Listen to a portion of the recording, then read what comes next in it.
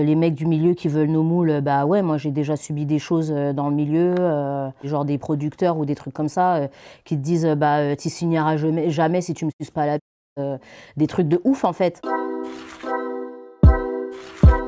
C'est Lisa Monet pour Mademoiselle, je vais réagir à des tweets. Oh my god. Des millions de personnes ont des maladies sexuellement transmissibles sans le savoir, mais mettent quand même les autres en danger.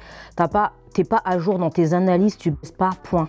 Bah c'est moi qui ai dit ça et c'est total... Enfin, je sais pas ce que vous en pensez, mais...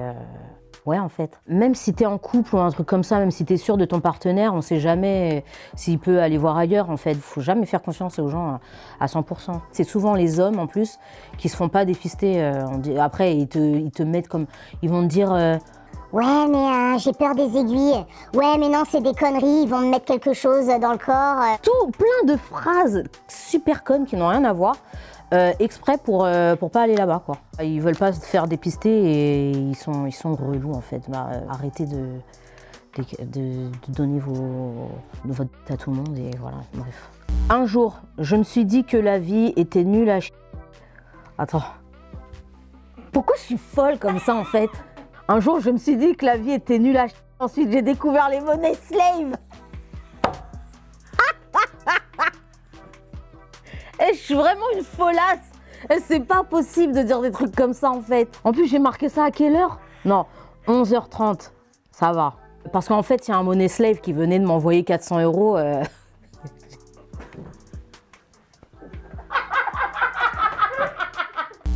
Non, en fait, le soir même, je me faisais tellement chier. C'était trop nul. Je regardais mon plafond comme ça. Et en fait, il y a un money slave qui m'envoie un message. Je dis bon vas-y, ça c'est encore un con qui va jamais m'envoyer d'argent, mais vas-y, je lui dis écoute, je suis une déesse, tu comprends? Je dis si tu veux me parler, tu m'envoies 400 balles. Et donc il m'a envoyé les 400 balles. Et donc après j'ai mis ce tweet. Putain, mais je suis vraiment folasse. C'est quoi ça? Le fait que Lisa Monet soit un Nepo baby. Ah oui, je l'avais liké ça. Alors, Nepo Baby, je suis un Nepo Baby, vraiment. Mon père a fait de la musique, il était très connu au niveau de la musique, mais j'avais jamais déclaré que mon père était Orlus Mabélé. C'est juste à sa mort que je l'ai déclaré, en fait, parce que j'étais pas bien et tout. Mais sinon, non, je pense pas être un Nepo Baby, il m'a jamais aidé dans la musique. Ça a été un élément déclencheur parce que je l'admirais, mais sinon, non, il m'a jamais aidé dans la musique, j'ai jamais eu vraiment d'aide. Pas du tout d'ailleurs d'aide dans ma famille dans la musique, donc non, je suis pas du tout un Nepo baby, mais bon. Alors le tweet de base, c'est « Elle n'y arrive pas ». Voilà, en fait, le mec il parlait de rap interprété par des femmes, en disant « Elle n'y arrive pas, oui, merci de le dire, elle n'y arrive pas parce qu'elles produisent de la merde ».